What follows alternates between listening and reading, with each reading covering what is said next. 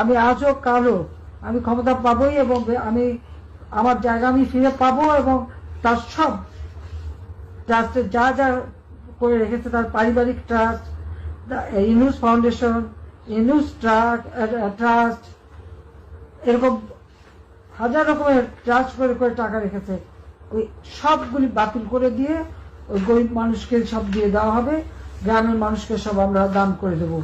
এটাই হচ্ছে মানে আমার প্রতিজ্ঞা। আর আমি যেটা বলি, আমি সেটা আল্লাহ রাব্বুল আলামিন আমাকে সাহায্য করেন এবং সেটা আমি করতে পারি। এটা আমার আমার নিজের সেই আত্মবিশ্বাস আছে, এবং সেটা আমরা করবো ইনশাল্লাহ। এটা বেঁচে যখন আছি তখন এটা আমি করবোই। শুনেছেন কাঁঠাল রানীর আস্ফালন? এই কাঁঠাল রানী মাতারি গণখনি 32 নম্বর জয় বাংলা করেছি, জানিস তো? টুঙ্গিপাড়া জনগণ উড়ে দিবি এয়ারফোর্স দিয়া বোম্বিং কইরা, লিগাল বোম্বিং। 32 নম্বর তো মাটির সাথে মিশানো হয়েছে, আর টুঙ্গিপাড়া গর্ত হবি, গর্ত গর্ত। ওটি পানি জমলে না, ওর মধ্যে মাগুর মাছ চাষ করবো। এই যে মাগুর মাছ ছেড়ে দেবো, ওরে ছেড়ে দেবো, সাঁতার কাটবি আর চিকুর দিবি, এই কইয়া।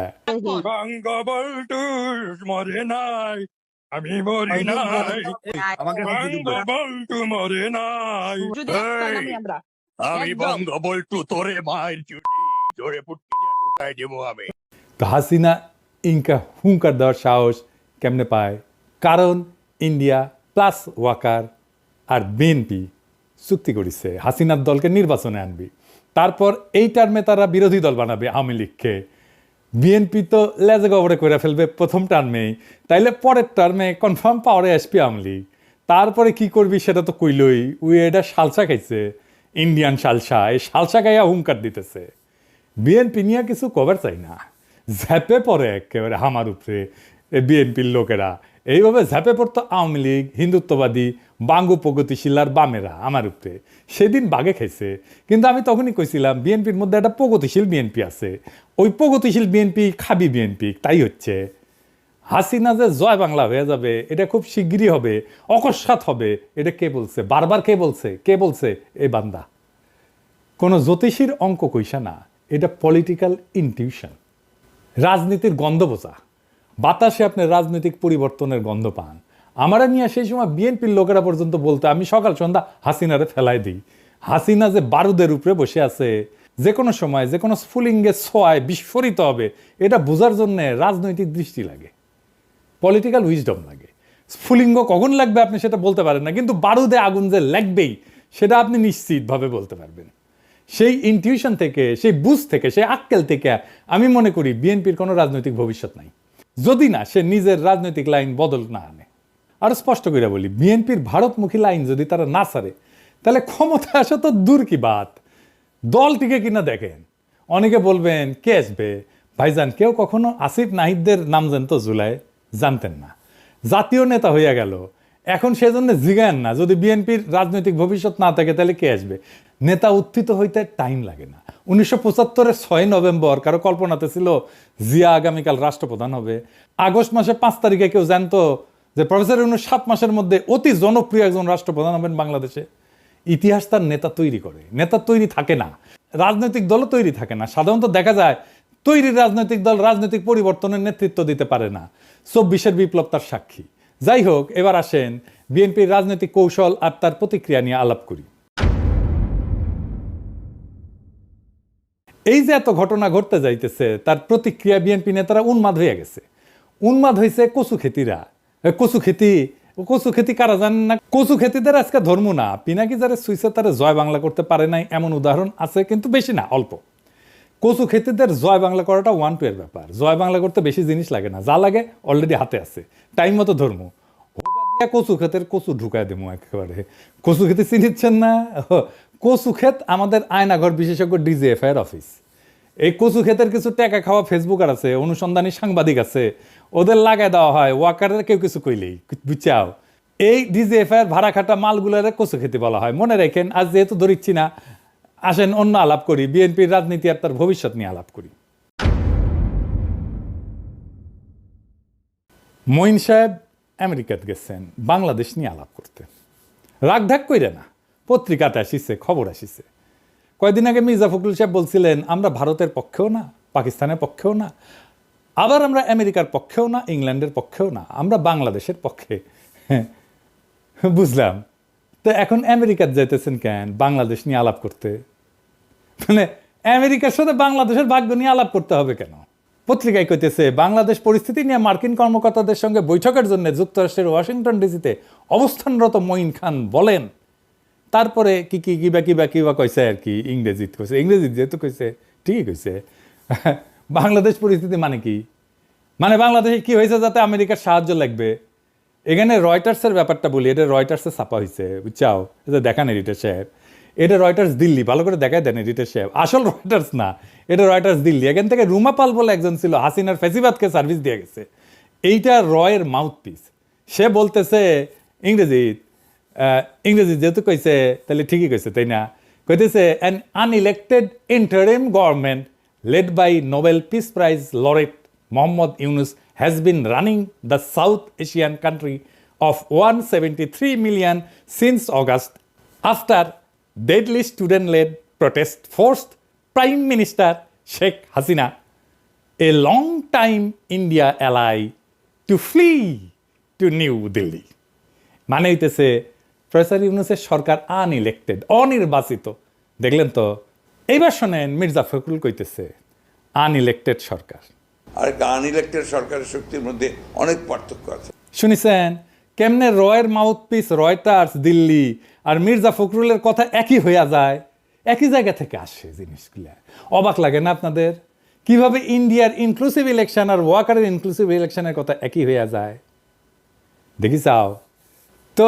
মির্জা ফখরুল আরো কিছু কথা কইছে, আসেন শুনে দেখি। সে কইতেছে ইলেক্টেড সরকার হইলে সেটা শক্তিশালী সরকার হবে। নির্বাচন হলেই জনগণের সমর্থন পাবে, সেই সরকারটার শক্তি আর আনইলেক্টেড সরকারের শক্তির মধ্যে অনেক পার্থক্য আছে। খারান মির্জা ভাই, হাসা লাগবে। আমি না ঘোড়ায় হাসতেছে। শুনেন হাসিটা শুনেন। শুনিছেন আপনার কথা শুনে আজকাল ঘোড়ায় হাসে। নির্বাচিত সরকার হইলে শক্তিশালী সরকার হয়, তাহলে সাত্তার সরকারকে পাছায় লাঠি দিয়া খেদায় এরশাদ ক্ষমতা নিল কেমনে? নির্বাচিত সরকার ছিল না, মেলা ভোট পেয়েছিল।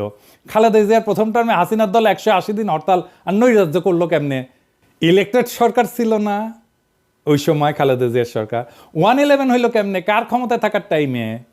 বিএনপি ক্ষমতার টাকার টাইমে না? নির্বাচিত সরকার ছিল না, ঠেকাতে পারলেন না কেন? 64 জেলায় বোমা হামলা ঠেকাতে পারলেন না কেন? জিয়া কি ইলেকশনে ক্ষমতা এসেছিল? ওনার সরকার কি দুর্বল ছিল?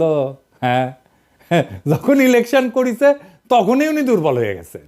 আর রয়টার্সরা বলি, শেখ মুজিব কি ইলেক্টেড প্রেসিডেন্ট ছিল বাংলাদেশের? নেহরু কি ইলেক্টেড প্রাইম মিনিস্টার ছিল 1947 থেকে 1951 পর্যন্ত? লেনিন কি ইলেকশন করে ক্ষমতা নিছিল? মাও সেতুং কি ইলেকশন করে ক্ষমতা নিছিল? বাংলাদেশের ইলেকশন নিয়ে এত মাথা ব্যথা কেন তোদের? সরকারের বৈধতার জন্য ইলেকশন জরুরি না। ক্ষমতাকে অভিষিক্ত হইতে হয় জনগণের ভালোবাসায়, সমর্থনে। 1975-এর 15ই আগস্টে সোহরাওয়ার্দীর বডিগার্ড জয় বাংলা হওয়ার পরে জনতা পথে নামে আসা অভিষিক্ত করেছিল নতুন ক্ষমতাকে। প্রফেসর ইউনূস ছাত্র জনতার রক্তাক্ত বিপ্লবের মধ্যে দিয়ে ক্ষমতা এসেছে। উনি জনতার রক্তে, কান্নায়, ত্যাগে, ভালোবাসায় অভিষিক্ত। উনি আমাদের সুপ্রিম কমান্ডার, উনি আমাদের রাষ্ট্রের অবিসংবাদিত নেতা। তাই এই রয়টার্সের প্রতিবেদনে বিএনপি কইছে নির্বাচন ডিসেম্বরে পরে গেলে অস্থিরতা তৈরি হইতে পারে। হ্যাঁ, সতর্ক করিছে নাকি? বিএনপির লোকেরা একটা কাটপিস করে আমার ভিডিও বানাইছে আমার বক্তব্য নিয়ে, যে আমি কইছি বিএনপি একটা গণতান্ত্রিক রাজনীতি করা দল, নির্বাচন তো চাইবেই। কথা সত্য, আমি এটা বলছি, কথাটা আমি এখনো বলি। বিএনপির নির্বাচন চাওয়াতে তো কোনো সমস্যা নাই, আমার কারোই নাই। আমার সাথে শয়তানি করিবেন না, ইনকে কইরা শয়তানি করলে কিন্তু শয়তানি আন্দায় দিব পিছন দিয়া। আমি এখনো সেটা বলি যে নির্বাচন চাওয়ার অধিকার আছে বিএনপির।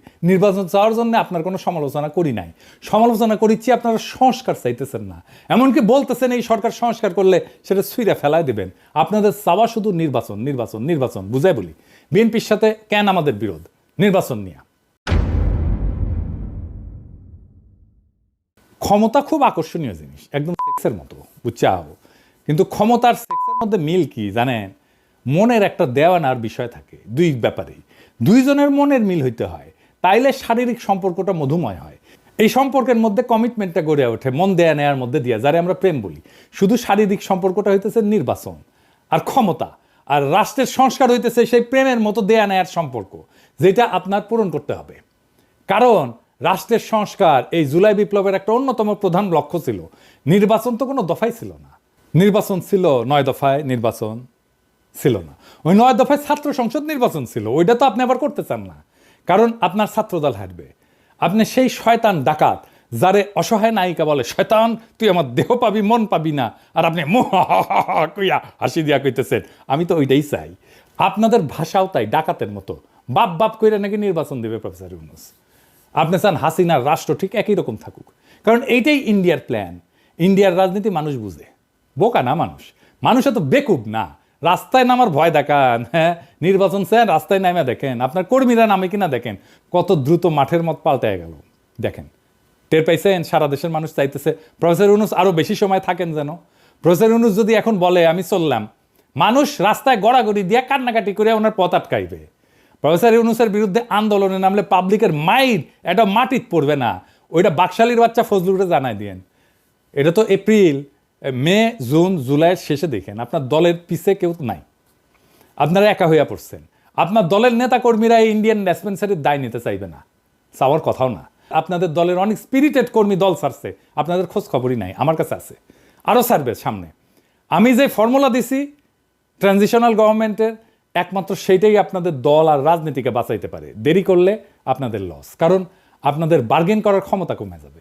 প্রফেসর ইউনূসের ক্ষমতা দীর্ঘায়িত হবে, এই জন্যে না যে উনি ক্ষমতায় থাকতে চান, বরং এই জন্যে জনগণ ওনাকে চায়। জিয়ার পরে উনি দ্বিতীয় জনপ্রিয়তম রাষ্ট্রনেতা এখন পর্যন্ত, এটা মাথায় রাখেন।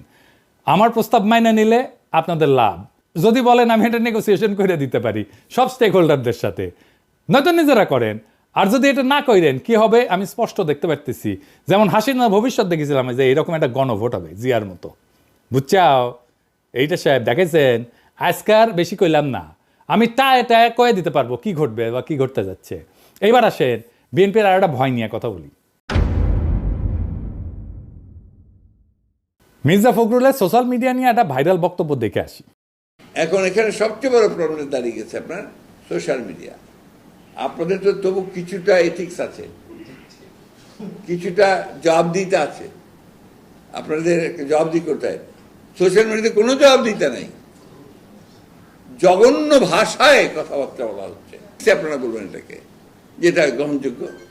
আরেকজন আছেন বিখ্যাত মানুষ, না বলতে চাই না, যিনি সোশ্যাল মিডিয়া করে বিখ্যাত হয়ে গেছেন, তার মুখের ভাষা শুনলে তো আমার সন্দেহ হয় যে আমরা কোনো সভ্য দেশে বাস করছি কিনা।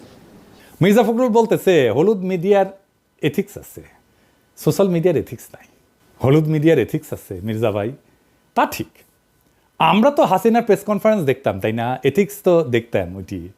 যারা 111 ঘটালো মিডিয়া থেকে, এথিক্স তো দেখছি, তাই না? ওইটি যারা ফ্যাসিবাদের বয়ান উৎপাদন করলো, এথিক্স তো দেখছি ওদের, তাই না? মিডিয়ার এথিক্স তো দেখলাম। যারা 21শে আগস্ট গ্রেনেড হামলার সময় এটা বিএনপির কাজ বলেছিল, এথিক্স তো দেখলাম। তারেক রহমানকে ডেমোনাইজ করে শয়তান হিসেবে প্রতিষ্ঠিত করার জন্য দিনের পর দিন প্রচারণা চালাইছে, খুব এথিক্স না? হ্যাঁ, বিজেএফ এর পাঠানো টেক্সট ছেপে দিছে মিডিয়াগুলা, খুব এথিক্স না? স্বীকারও করিছে আবার মাহফুজা নাম। জঙ্গি নাটক সাজাইতো প্রথম আলো, ডেলি স্টার, খুব এথিক্স। পুরে আমার এথিক্স মারানি রে। কালবেলা সম্পাদক যে আয়না ঘরে যায় আলেমদের টর্চার করার সময় ইন্টারোগেট করার টাইমে হাজির থাকতো, সেটা খুব এথিক্স না? আপনার এথিক্সের টিকি বান্দা তো চিন্ময় প্রভুপাদের সাথে। মির্জা ভাই মির্জা আব্বাসকে গালি দিছে শুয়োরের বাচ্চা বলিয়া, তাই খুব ঘোষা হয়েছেন। আপনি রাজনীতি করতে আসবেন, গালি খাবেন না? তাহলে মাস্টারি করেছিলেন, ওটাই করেন। ওবামাক ফিলিপাইনের প্রেসিডেন্ট বেশ্যার ছেলে বলে গালি দিছিল। পৃথিবীর সবচেয়ে ক্ষমতাধর লোককে বেশ্যার ছেলে বলে গালি দিছে, ওবামাক সহ্য করতে হয়েছে। আপনারাও গালি খাবেন, সহ্য করতে হবে। না সহ্য করতে পারলে হিমালয়ে গিয়ে সন্ন্যাসী হয়ে থাকেন। চিন্ময়ের সাথে তো খাতির আছেই। সোশ্যাল মিডিয়া নিয়ে উনি খুব বিলা, কারণ উনি জানেন ওনার ক্ষমতায় গিয়া এই সোশ্যাল মিডিয়ার তোপ সহ্য করতে পারবেন না। সকাল সন্ধ্যা ঠাপ খাইবেন খালি সোশ্যাল মিডিয়ার। ওনারা সোশ্যাল মিডিয়ার পাওয়ার দেখেছেন, তাই সোশ্যাল মিডিয়ার মুখ বন্ধ করতে চাচ্ছেন। ওনারা দেখেছেন ওনাদের নির্বাচনের বয়ান সোশ্যাল মিডিয়ার জয় বাংলা করে দেওয়া হয়েছে কয়েকদিনে।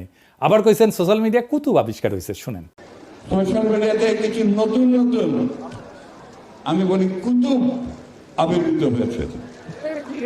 তারা বাংলাদেশকে কোথায় নিয়ে যেতে চায় আমি জানি না।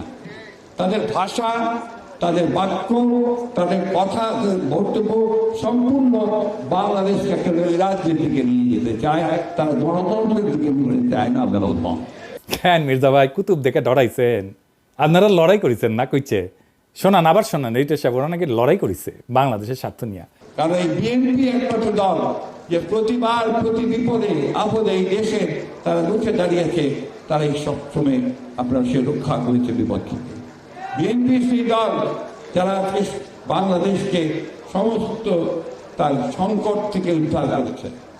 গপ্প মারান, দেশকে উদ্ধার করেছেন, গপ্প মারান। ছাত্ররা রুখে না দাঁড়ালে আমাদের আজকেও শুনতে হইতে ঈদের পরে তীব্র আন্দোলন গড়ে তুলব। হ্যাঁ, সারা দেশের মানুষ আপনাদের দিকে তাকাইছিল। 2018 সালে নির্বাচনে গেলেন, ন্যূনতম প্রতিরোধ গড়ে তুলতে পারলেন না আওয়ামী লীগের বিরুদ্ধে। পিটাইলো, মাঠ ছেড়ে পালাইলেন আপনারা। 2023-এর 28 অক্টোবর প্রাণের ভয়ে রুখে দাঁড়াইতে পারেন না। আপনার দলের নেতা মির্জা আব্বাস বলতেছে, আবার এখন হারকিউলিস হয়ে গেছে মির্জা আব্বাস, প্রাণের ভয়ে দাঁড়াইতে পারে নাই। আপনার দলের কর্মীরা জান দিছে, গুম হয়েছে, জেলে গেছে, দেশ ছাড়া হয়েছে, আপনারা আরামেই ছিলেন। নেতারা কিচ্ছু করেন নাই, কিচ্ছু করেন নাই। 5ই মে হেফাজতকে ফেলাইয়া রেখে চলে গেছেন। ভুলি নাই এই বিশ্বাসঘাতকতা। আপনাদের কথা ছিল আপনারা খালেদা জিয়ার নেতৃত্বে অবস্থান নেবেন। ম্যাডাম খালেদা জিয়া খাবার দাবার কাপড় চোপড় নিয়ে প্রস্তুতি নিয়ে আসছিলেন, আপনারা ম্যাডামকে ফেরত পাঠিয়ে দিচ্ছেন। ওই 5ই মে হাসিনার পতন হয়, যদি আপনারা ওনাদের না ফেলায় চলে যেতেন। কোনোদিন সরি বলেন নাই। মানুষজনকে গণহত্যার মুখে ফেলায় চলে গেছেন, আজ আসছেন কুতুব বলতে। আপনার দলের কর্মীদের আমরা উদ্বুদ্ধ করে রাখছি, দিনের পর দিন বয়ান তৈরি করছি, একের পর এক। আপনারা একটা বয়ানও তৈরি করতে পারেন নাই। রাজনৈতিক বুদ্ধিবৃত্তিক সাংস্কৃতিক ফাইট চালাই গেছি দিনের পর দিন, খায়া না খায়া। আপনাদের বক্তৃতায় আমাদের নাম এসছে প্রকাশ্যে, আমার নাম নিয়ে আপনি বক্তৃতা করছেন মির্জা ভাই নিজে হাসিনার আমলে। এখন কুতুব বলেন আমাদেরকে। পরিবর্তন কখনো কারোর জন্য অপেক্ষা করে না, বুঝছাও। সময়ের স্রোতে সব কিছু বদলায়। আপনার মতো যাদের মেরুদণ্ড ভেঙে গেছে ইন্ডিয়ার সামনে দাঁড়ে, তারা সেটা মেনে নিতে পারে না। সমাজ যখন অন্যায়ের বিরুদ্ধে কথা বলা শিখে যায়, তখন পুরানো প্রতিষ্ঠানের ভিত্তি কাঁপে ওঠে। আপনারও ভিত্তি কাঁপে উঠছে। সত্যের মুখোমুখি হইতে সাহস লাগে মির্জা ভাই, আর সেই সাহসের অভাবেই মুখ খারাপের অভিযোগ তোলেন আপনারা। যারা বছরের পর বছর জনগণকে শুয়ারের মতো শাসন করে গেছেন আপনারা, তাদের শুয়ারের বাচ্চা বলারা খুবই সত্যি কথা, খুবই ন্যায্য কথা। পরিবর্তন যখন দরজায় করা নাড়ে, তখন যারা বছরের পর বছর সুবিধার গতি আগ্রাইছিল, তাদের আরাম আয়েশের পৃথিবী কাঁপা ওঠে। তাদের সেই আরামের কুহক ভেঙে যাওয়ার কষ্ট এখন স্পষ্ট হয়েছে। আপনারা অভ্যস্ত ছিলেন মানুষকে মুখ বুঝে সহ্য করতে দেখতে। আপনাদের অন্যায় আর ভণ্ডামির বিরুদ্ধে কেউ কথা বলবে না, মুখ খারাপ করবে না। কিন্তু দুনিয়া বদলায় গেছে। আজকের এই সোশ্যাল মিডিয়ার যুগে প্রত্যেকটা কণ্ঠ স্বাধীন, প্রত্যেকটা প্রতিবাদ জোরালো। এখন আর মানুষ আরামপ্রিয় ভণ্ডদের প্রশংসায় ফুল ছিটায় না, বরং তাদের আসল চেহারা দেখায় দেয়। আপনাদের মিথ্যার দেওয়াল ভেঙে পড়ছে। আরামদায়ক জীবনের স্বপ্নগুলা দুঃস্বপ্নে পরিণত হয়েছে। যাদের সবসময় সম্মানের মুখোশে ঢাকা ছিল মুখ, আজকে তাদেরই মুখোশ খুইলা গেছে একেবারে। সোশ্যাল মিডিয়া সেই আয়না যেখানে জনগণের ক্ষোভ প্রতিফলিত হয়, আর সেই আয়নায় নিজেদের কদর্য চেহারা দেখা আপনারা উন্মাদ হয়ে উঠছেন। আপনারা যে কমফোর্ট জোন বানাইছিলেন, সেটা ভেঙে যাওয়ার তীব্র যন্ত্রণায় আপনাদের ঘুম চলে গেছে। মুখ খারাপের দোহাই দিয়া সেই বাস্তবতাকে মুছে ফেলা যায় না মির্জা ভাই। নিজেদের তৈরি আরামের দুনিয়া ধৈসা পড়ছে, কারণ সাধারণ মানুষ আর ভণ্ডামি মেনে নিতে রাজি না। সমাজের মুখ বন্ধ করার দিন শেষ। এখন শুয়োরদের আয়নায় নিজেদের মুখ দেখতে কষ্ট হয় আপনাদের, তাই চিৎকার করে বলেন মুখ খারাপ, মুখ খারাপ। ভুয়া রাজনৈতিক কথাবার্তায় পরিবর্তন আসে না। 70 দশকের মঞ্চ কাঁপানো কথায় পরিবর্তন আসে না।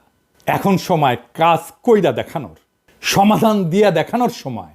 আপনাদের সময় আসছে এই পরিবর্তন মাইনা নেওয়ার। ক্ষমতা, দম্ভ আর ভণ্ডামি দিয়ে আর কতদিন টিকবেন? পরিবর্তনের হাওয়া চলমান। রুখে দাঁড়ানোর সাহস যাদের আছে, তাদের কণ্ঠ চিরকাল উচ্চারিত হবে। এই চিৎকার, এই আর্তনাদ, এইটাই সেই ভেঙে যাওয়া দুনিয়ার প্রতিধ্বনি। আর এই প্রতিধ্বনি বলে দিচ্ছে যে পরিবর্তন অবশ্যম্ভাবী।